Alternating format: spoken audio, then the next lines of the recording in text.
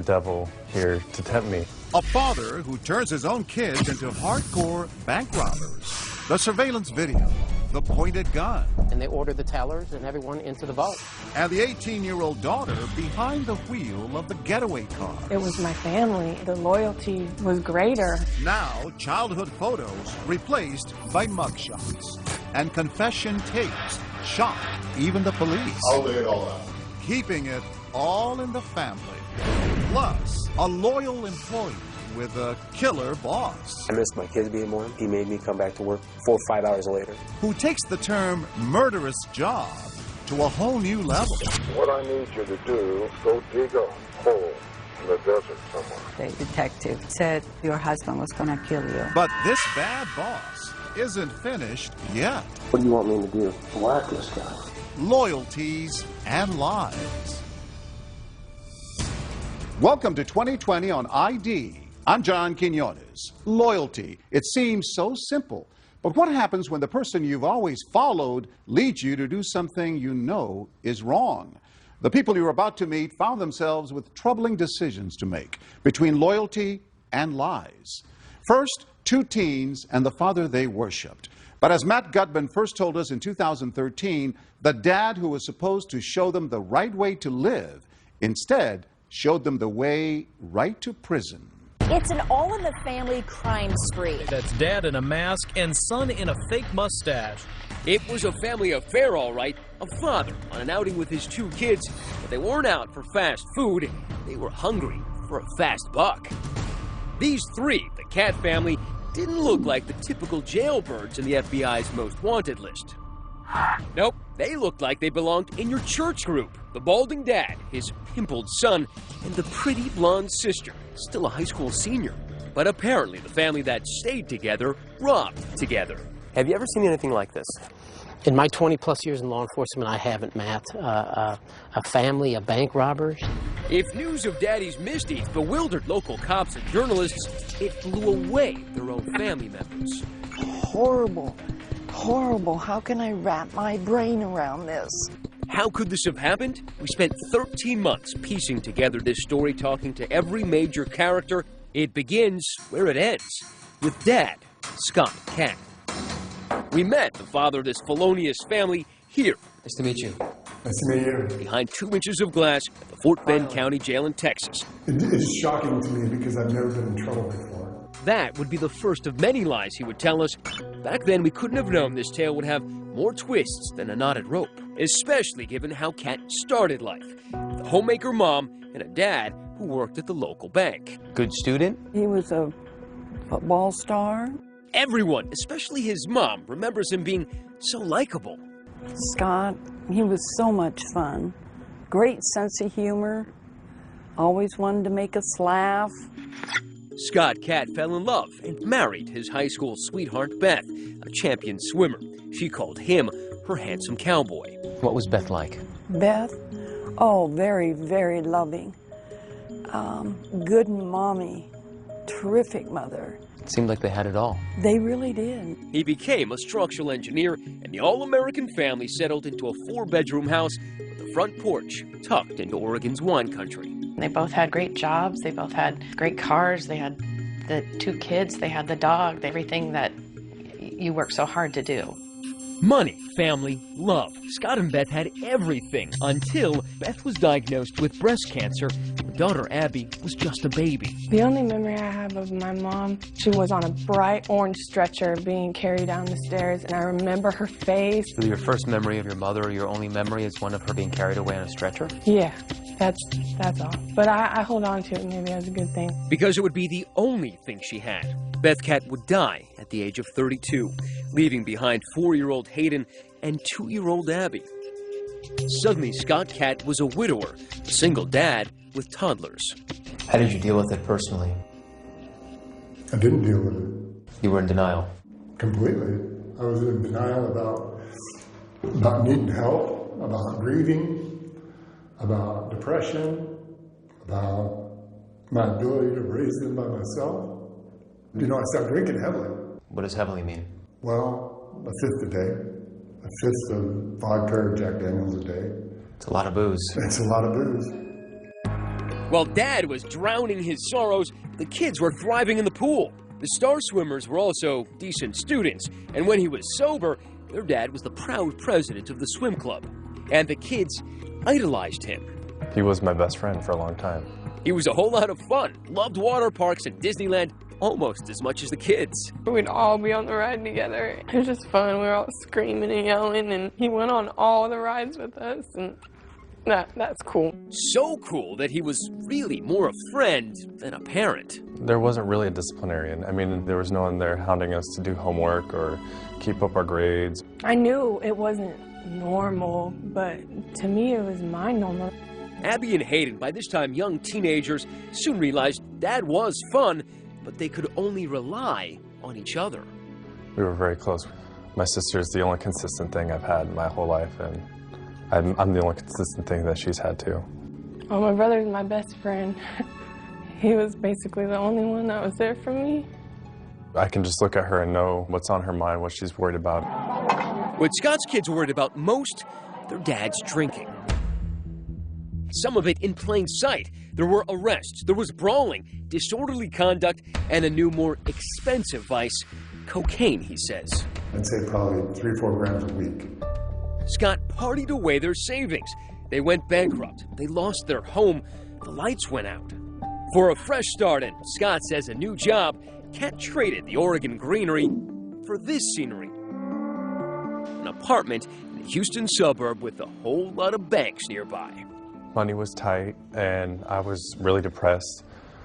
And, you know, I had complained to him saying, you know, if we didn't have to worry about money, there wouldn't be any of the stress or any of these negative things happening in our life. That's when he approached me and said, would you be willing to do something to get some money more illegal than selling drugs? And I said, yes. So you're 18 years old. You need money. Your father says, I have a plan to rob a bank. Shouldn't your first reaction be, are you crazy? Looking back on it, I can't believe that wasn't my first reaction.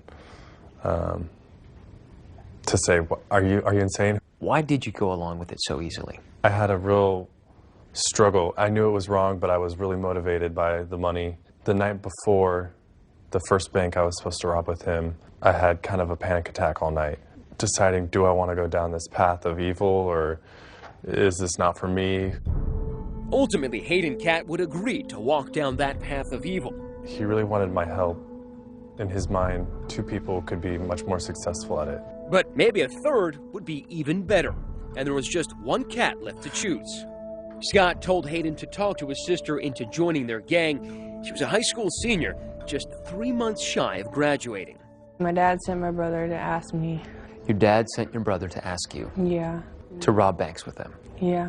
And then the next day, my dad just basically laid it all out. You know, I'll buy you a new car, and I'll get you an apartment. In some way, I was led on, like, this is how I protect them, and these are the only people I have. Now, son and daughter say this is when they crossed over to the criminal side. A plan was in motion, the mark, the Comerica Bank, just down the block. The morning of the first bank, I asked my dad, you know, are you the devil here to tempt me? And his answer is what really scared me. He said, yeah, probably. I'm asking you to rob a bank. So he knew full well the world he was bringing you into. The biggest point he made to me was the plan for all the details. The details would have been what you've seen in the movies. The fake mustaches, fake guns, in hopes of getting real cash. But what the kids were really banking on was beginner's luck. I was actually shaking so bad that the employees grabbed the bag and started throwing money in for me. The family robberies. What could possibly go wrong? When we come back.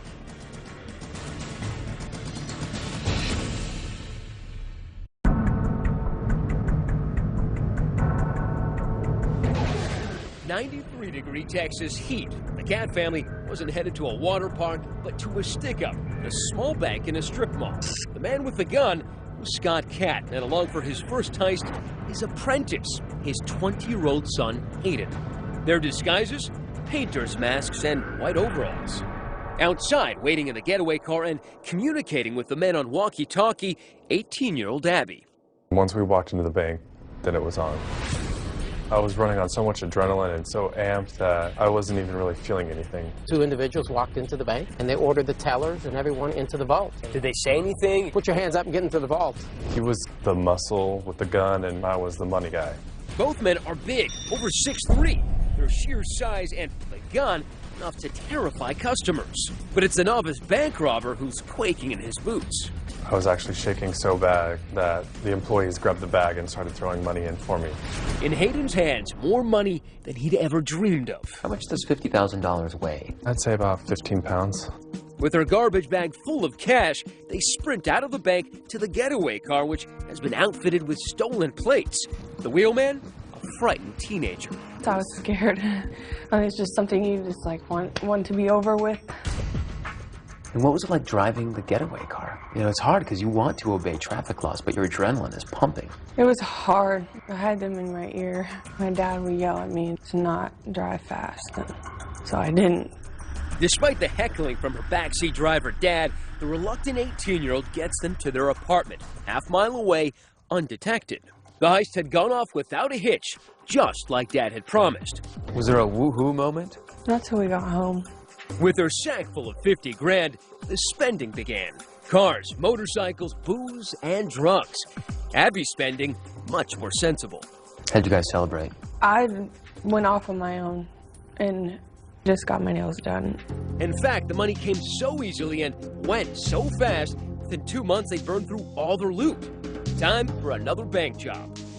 The First Community Credit Union, just a few miles from the scene of their first crime. Before the hit, Abby cases the bank. That's her smiling and grabbing brochures from a bank employee. 11 days later, it's the same drill, new disguises. Ditching the painter's overalls for safety vests to blend in with nearby construction. They walked into the bank with orange construction vests on. Did you carry a gun in there? No. We used a BB gun. But it looked real. Yeah. I remember a few people's face still. What was their reaction? Total shock. Terror? Yeah, they were scared, terrified, definitely. You start walking into a bank with a weapon and you start pointing that at people and ordering them to, you know, cough up the money. I mean, that can change your life forever. Their take after 2 bank robberies, over $100,000. But the loot isn't exactly divided up evenly, according to the kids. What percentage were they willing to give you? 10%. Did you feel like 10% was enough? Oh, yeah, because I never even had that much money. So Your whole life? Right. $10,000. It was enough for me. Enough to buy a very practical used Ford Focus and more of those manicures. I guess by now you're aware that in Texas, whether you're the driver or you're the guy holding the gun, holding up a teller, it's the same crime. Yep. But you didn't know that then? No, I didn't know that then. And I know the part that I played was wrong, but it was my family, and that the loyalty was greater at that point. But her father and brother seemed more loyal to the cold, hard cash that was coming in and to blowing it fast. Shopping, cars, partying, really nothing to show for it. When the comforts of daily life include Jack Daniels, a new Chevy Tahoe, a Harley, and a swank new Houston apartment, even 100 G's can disappear pretty fast. And for the Cat family, that meant one thing: time to go back to work. Had you planned another heist before you got busted? Yeah, the morning they picked us up, I think we were going to do probably 1 or 2 more. That day? Yeah. That's right, the Cats had gotten cocky, planning a pair of heists the day before their arrest. It got to a point where I thought my father knew what he was doing so well that there's a risk involved, but the risk was so minimal. But that would prove to be wishful thinking because, as we all know, where there are robbers, there are also cops. And the cops were already on to them. On the surveillance video from the latest heist, they picked up a detail that would impress even Sherlock Holmes. The vests looked new. They actually had creases in them. Because they were creased, you figured they were new. And because they were new, they must have been purchased somewhere nearby. We were able to tie those 2 vests back to a local Home Depot. And those vests were purchased with a MasterCard debit card that went back to Scott. By using that MasterCard, Scott Cat might as well left his calling card. And there his kids are using it in Home Depot to buy the gear they were about to use in a bank heist. It was just the break detectives needed, and the Cats were in the bag. When Scott was arrested, the detective that actually made contact with him told him, well, you're under arrest for bank robbery. And Scott's initial response to that was, which one? They quickly arrested Hayden as well, who was up in the apartment. There, they found the kind of evidence gumshoes dream of. In the apartment, we found some bank straps. And a bank strap is a little paper strap that wraps around a certain quantity of money. Usually it's 1,000 denominations. And it identifies whatever bank it is that it comes from. And some of those straps were from a bank in an entirely different state. Suddenly, cops realized Kat is no rookie, but a bank bandit with a resume. They now had more than enough evidence to haul both Kats in for questioning, and authorities were zeroing in on Abby, too. Abby called, and she was yelling at me. I'm in jail, and I need $10,000 to get me out of here. Get me out of here right now. And I said, you have to get that money from your father. She says, he's the reason I'm in jail. When we come back, the interrogations begin, and everyone is in for a shock. I hated the job. I'll just rob banks. Probably better at that anyway. And his children weren't the only family members he'd conned. I picked up our local newspaper, and I said, oh, son, if I didn't know better, I'd say that was you. Stay with us.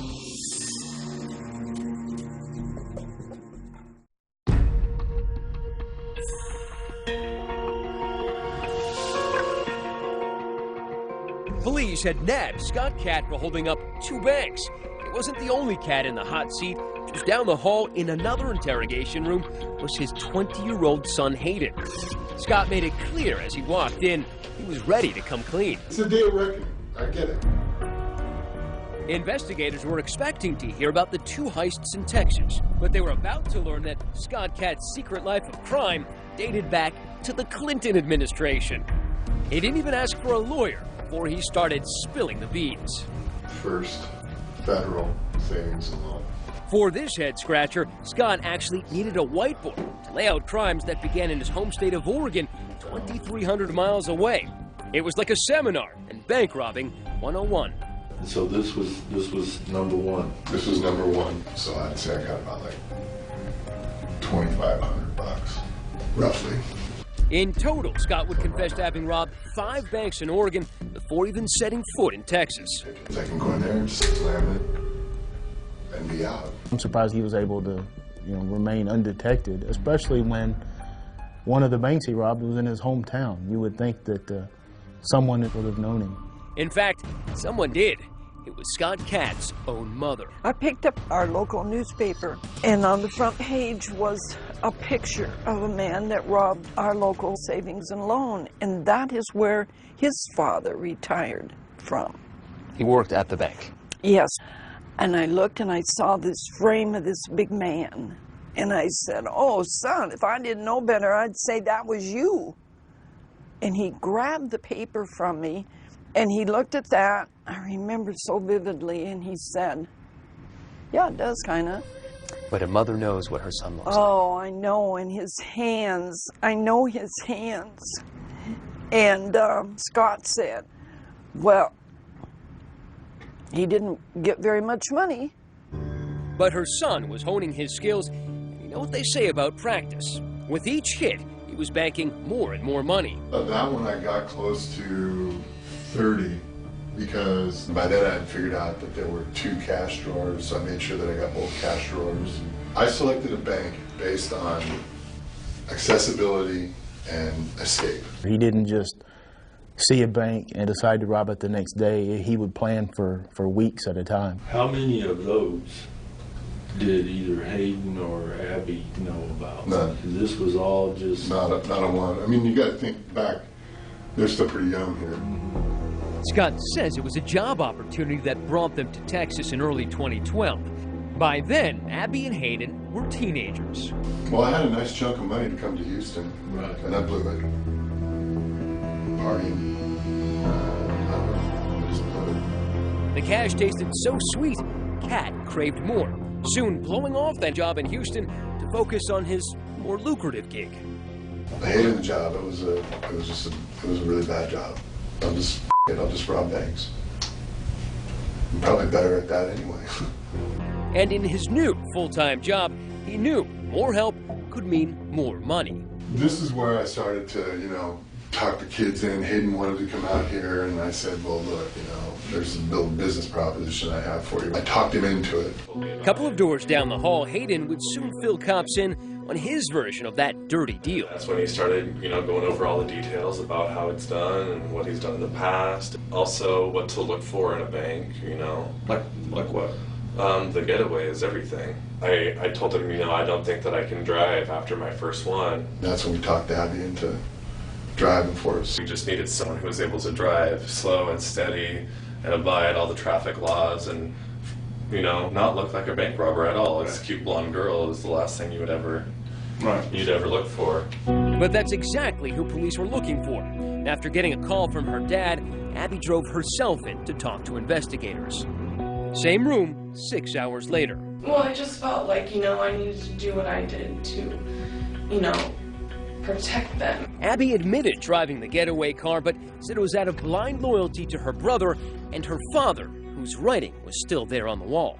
My mother died when I was 2, and a lot of it has to do with, I've always trusted my dad. It's not okay, obviously, I'm not stupid.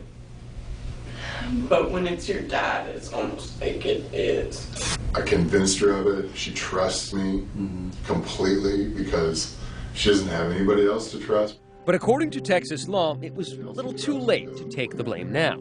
David Ryan is Abby's lawyer. Abigail Catt was facing 5 to 99 or life in prison for aggravated robbery, even though she didn't put a gun in anyone's face, because under Texas law, just being involved in the crime itself was enough to make her as culpable as her father and her brother. By the end of his 2.5-hour confession, it was clear Scott Catt wouldn't be winning Dad of the Year anytime soon. So that's where we're at today. And after a decade of robbing banks, what do you have to show for it besides 2 kids on the fast track to becoming felons? About all I got in my wallet. Maybe whatever Hayden has in his wallet. That's about it. Hayden had counted his, just $30. When we come back, Scott Catt makes a pledge. If you were offered a deal where you had to spend 25, 30, 40 years in prison in exchange for both of your kids going free, would you take it? Absolutely. But he has one more surprise for his kids. This is your letter to Abby, by the way. Where did you get this? Stay with us.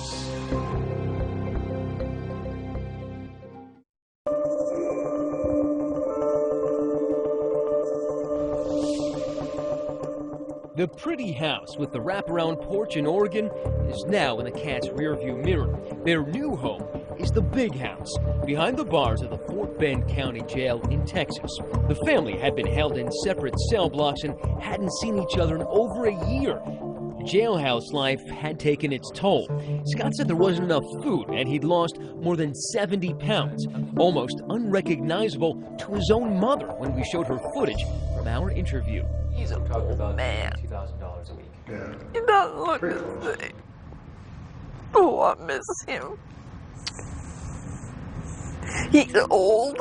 I don't want to see anymore. She's heartbroken by what her son did to the grandchildren she'd helped care for after their mother died. It's so hard.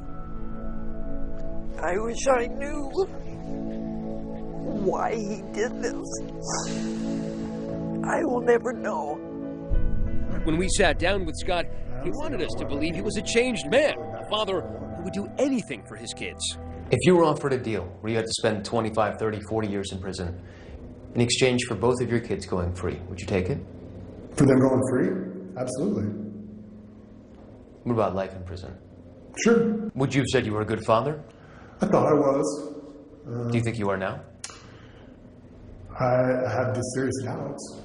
I mean, I think that we're all sitting in here right now because of my inability to be a parent. What would Beth say, your first wife? What would she say about you dragging your kids into... I can't even imagine. Can't even imagine. I'm really ashamed. Mommy. That's when he cries. About my mom. He wouldn't cry about his kids, but he cried about his wife. Yeah. In fact, as we would learn, he would put in pen and ink how little he cared. Abby's lawyer gave us letters from their dad in which he encouraged them to do hard time so that he could do less of it. With this new information, we went back to confront Scott, this time face to face. This is your letter to Abby, by the way. Where did you get this? It's your handwriting, isn't it? Yeah, it definitely is. And it's your letter. Yes. You told me recently that you would be willing to spend life in prison in order that your kids do not spend time in prison. But here you are asking her essentially to do time for you. I was trying to manipulate. I'm trying to get something Who are you from everybody. manipulating? I'm trying to get everybody something that they can live with. Everybody. You got your kids involved in this. And you're asking them to do time for you. It says it right here. I do believe that you doing prison time will be good for me, and I know that wasn't an easy choice for you. And that's what she said to me in the previous letter, that she was willing to do that. Wouldn't most parents say, try to dissuade their children, say, please, don't admit to anything. I will take the entire blame here. I would love to, but they have so much evidence on everybody that what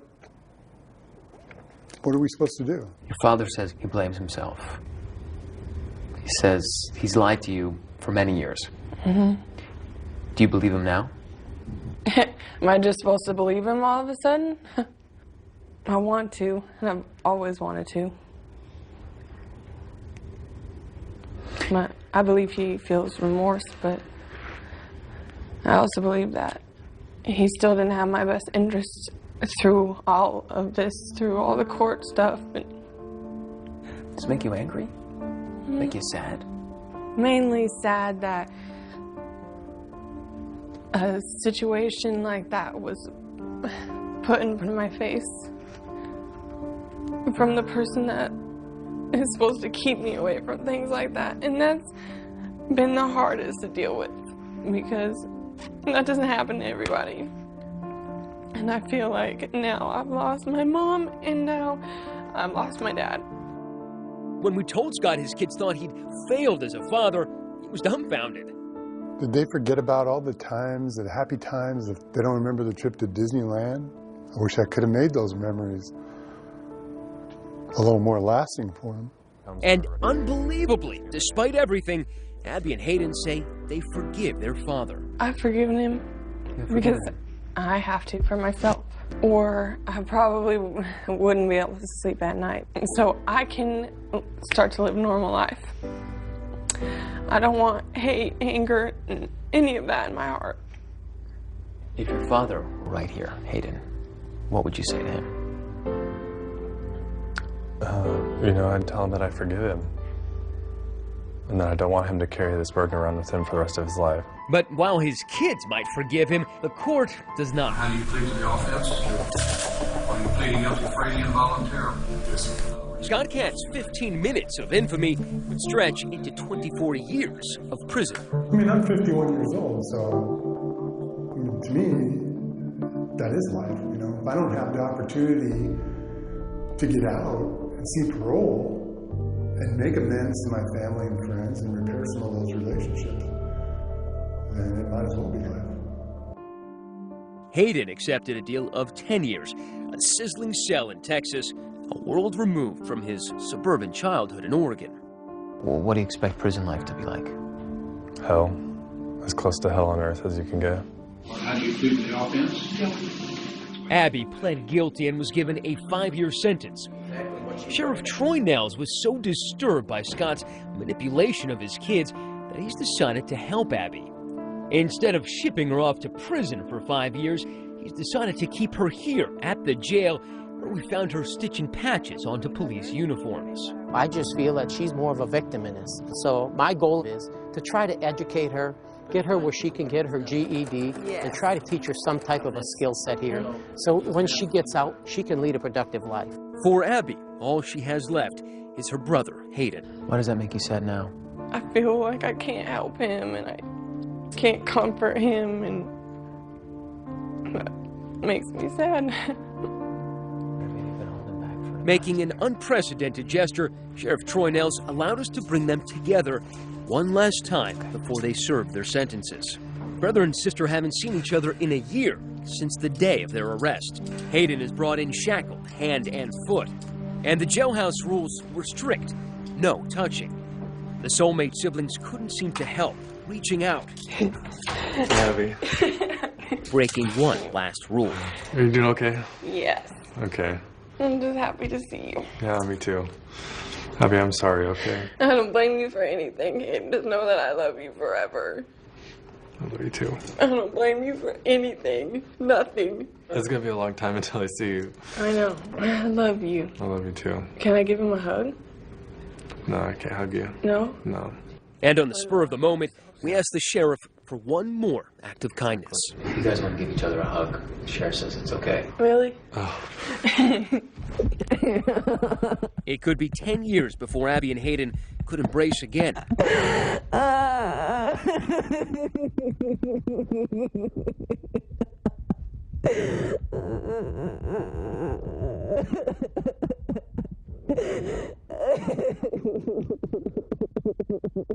Listen closely.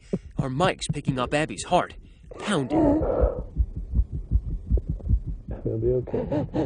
I know. It's just going to be a couple of years until I can see it. I love you. Abby, I love you too. I know.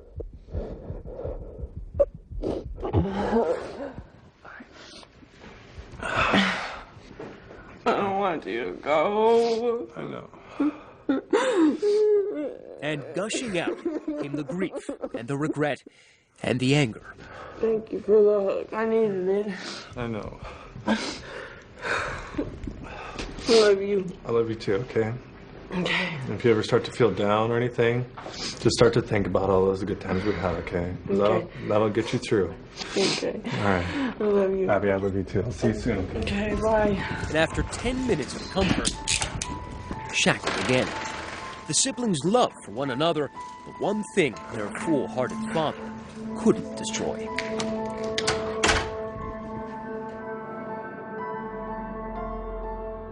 As of 2015, Scott and Hayden Catt remain in prison.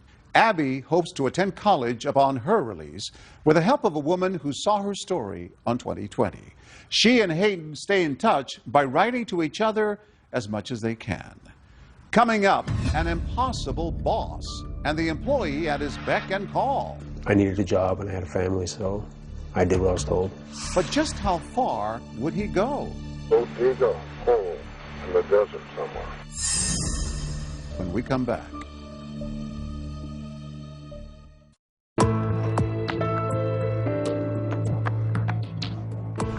A long-suffering employee spends years meeting his boss's escalating demands, and then a new task, one that would make him an accomplice to murder. As Jim Avila first told us in 2013, the question was, would he follow orders or take the lead straight to the police? Welcome to Arizona Shower Door, a sprawling box of a company in Phoenix, lined with palm trees, where 45-year-old Patrick King had tried to earn a living and support his family.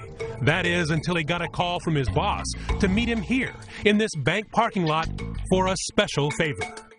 That's Patrick's truck. Inside is Patrick and his boss, Fred Nadler, and this is their day-off conversation.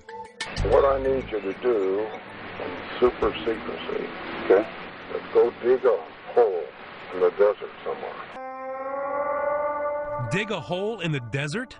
Sound odd, even suspicious? Not to Patrick. In fact, it was just the kind of thing he was expecting after 5 years of working for Nadler, a self-made millionaire and owner of Arizona Shower Door, whose corporate credo was as clear as the glass he peddled. This is my company, you work for me, and if you don't like it, there's the door. Was he serious? Oh, yeah. Patrick started out as a crane driver, but quickly became Fred's right-hand man. And what kind of boss was he? Ruthless. So ruthless that Patrick says he was working 85 to 90-hour weeks, but only being paid for 40. I missed my kids being born. I didn't take any time off. He made me come back to work 4 or 5 hours later. And if Patrick had any objections, he said Fred had a special way of reminding him who was boss. He made me carry a paycheck stub that said Fred B. Nadler on it. 2-3 times a week, I'd have to pull out a paycheck. And he goes, "Who signs your paycheck?" And I said, "Well, it says Fred B. Nadler, sir." He goes, are we clear? And I said, crystal clear. And he wanted you to do whatever he said? Whatever, no matter what it was or what time of the day. Personal, private, business, anything? Everything. Including, he says, spying on his boss's wife. And he had me get a phone with his wife and hidden GPS in it and track her 24 hours a day, 7 days a week. And I complained about a lot of the stuff there and not wanting to do it, but I needed a job and I had a family, so I did what I was told. But Patrick's connection with Fred's wife would reach far beyond her cell phone signal. Libby Nadler, like Patrick, was living in a prison of her own, under the thumb of a controlling husband, who she says ran the home just like his office. Everything was fine as long as I went along with it, with whatever he did. He would just tell me if I didn't like it, I could leave. Not all of their 18 years of marriage had been like that, of course. When he told me that he wanted to marry me, he told me that we were going to have a wonderful life. And it was. Trips, a nice home. They even adopted and raised 2 children together. But Fred, she says, always was clear about one thing. He didn't like to spend money. He only liked making it. In his mind, he thought that everything was his. He didn't want to share, not with me, not with anybody else, as long as he was alive. Which meant divorce would be a little tricky. That's when, according to Patrick, Fred's behavior took a twisted turn. He started dropping these little subtle hints and say stuff like, it's getting me a lot of money for you. Coming from a boss who allegedly thought worker pay was optional, the promise of a big bonus seemed to Patrick a major red flag. Sure enough, 3 days later. My phone rings, caller ID, and it said Spike on it. And he goes, we need to meet. Which brings us back to this parking lot. And as soon as I stopped here, he got up, started walking over. So he comes over, and as soon as he gets in, I hit record on this recorder. And I have it sitting right here, and I push record, and I set it right here on the ledge. We're sitting here talking.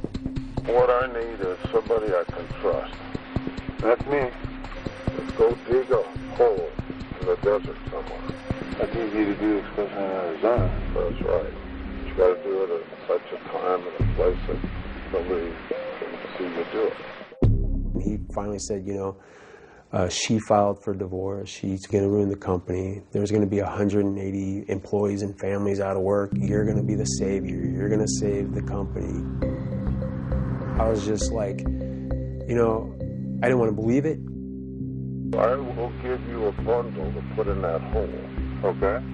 I'm not telling you what's going to be in the bundle. Be wrapped in a blanket or a sheet or something. And just keep quiet. So you have to use it the rest of your life. He pulls out a stack of money wrapped in a yellow band, $1,000 on it. Goes, you know, just for showing up, I'm taking care of you, and he throws it at me. So this man who never gave you anything, maybe $20, gives you $1,000 all of a sudden. And Fred, he says, promised more. $10K every year that Patrick stayed with the company and kept his trap shut. That Patrick could not do. Instead, this loyal worker had enough, immediately going to police and handing over that tape. Fred was arrested that evening, Libby watching as he was handcuffed and taken away from their house. The detective said your husband was going to kill you. I told the police that's not true. No, I didn't believe it. When did it sink into you? That question is very hard because I still can't believe it. Sometimes you don't realize it when you are with a controlling person what the outcome would be. Patrick foiled all this. Patrick saved your life, right? He did. He's my angel, and I keep telling him that. And that angel dutifully returned to work the following Monday to report to his new boss. Actually, 2 new bosses, Fred's sons. You save a woman's life. Bad guy's in jail. They gave you a raise and a hearty handshake when you got back to work, right? No. His reward for saving a woman's life? Patrick was put on paid leave. Then, he says, out of the blue, 6 months later, he was sacked. His parting bonus, a phone call from the prosecutor who was about to take Fred Nadler to trial. And he goes, we have him hiring somebody to come and kill you before the court date. He doesn't want you on the stand. You have a seat right here, buddy. Fred, according to prosecutors, was up to no good, even from behind bars. Nope, it's us alone. Caught on tape again. And this Santa Claus lookalike had an early Christmas gift for his ex-wife and former employee. Yeah, apparently you got a job you'd like me to do. Yes, sir. I've got 2 jobs. I'm going to need names. I'm going to need where they live. I'm going to know what you want me to do. Well, Patrick King. What do you want me to do? Whack this guy. Okay. Who else? My ex-wife. There's going to be a lot of scrutiny with these 2 people passing. Okay. Significant people in my life. That's caused me a great deal of problems. But Nadler had more. The hit on Libby required some special handling. You have dogs? Yes. 2 little dogs. They only stand about this high. Meet Fritzy and Shotzi, who Fred apparently wanted the hitman to take care of as well. They're my love of my life. If there's anything I do love that's left, it's my 2 little puppies. So I just like to make sure if it's a day or 2 before somebody finds someone, that they have plenty of water and there's a bag of dog food in the laundry room. Just make sure they got a little something to eat for a while. Nadler might not see Fritzy and Shotzi for a while. He's charged with conspiracy to commit murder and conspiracy to commit abandonment of a body. Even though the ordeal has turned his life upside down, Patrick says he has no regrets. You're a working man, right? You're struggling to make life good for your family. Here's a guy who's offering you at least 10 grand. Were you ever tempted in any way to go on with this? No. I don't care if he would have looked at $1 million right there on the spot. It would have been the same outcome. As of 2015, Patrick King still lives and works in Phoenix. He says he continues to worry about Fred Nadler's threats on his life. He and Libby remain in touch. As for Fred Nadler, the charge of conspiracy to commit murder was dropped. In exchange, he pled guilty to attempted kidnapping and was sentenced to 8 years in prison. I'm John Quinones. Please join us next time for another edition, 2020, on ID.